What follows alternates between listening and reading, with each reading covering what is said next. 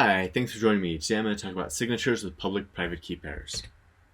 So, suppose we have someone, let's call her Alice, who wants to send a message to Bob.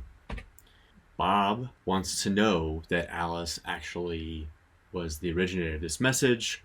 We're online. Alice and Bob may be in different parts of the world, so we can't use something like a paper seal or something like that in an envelope. This is an online message.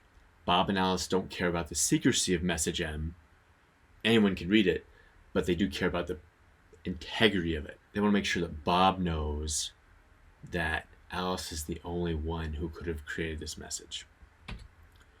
They want to avoid someone like Charlie coming in, intercepting the message M and changing it to M prime and passing that along to Bob. We want to make sure that Bob can somehow check to see that M is the original content that Alice provided. So one way to do this is to use public-private key cryptography. Have Alice generate a public key and a private key. Publish the public key so that Bob can get to it. Because it's a public key, it can go on to the internet. She can email it to him. We don't really care. Bob needs to get that public key and store that safely.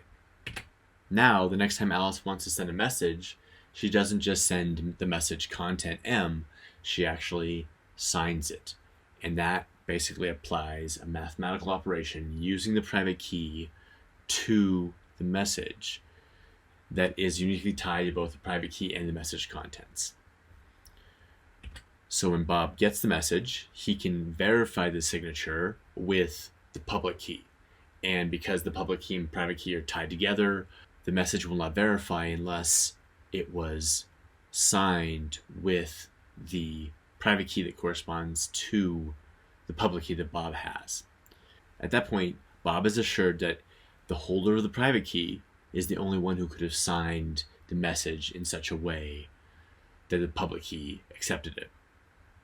That means Alice in this scenario. So let's say Charlie gets in the middle again and changes M to M prime, because again, he can see the contents of M. What's going to happen? Well, when Bob checks the signature, M prime is different, and remember, the signature is tied to both the private key and the contents of M. So when Bob tries to verify the signature, it fails. So that's been a brief overview of signatures and public-private key cryptography. Thank you.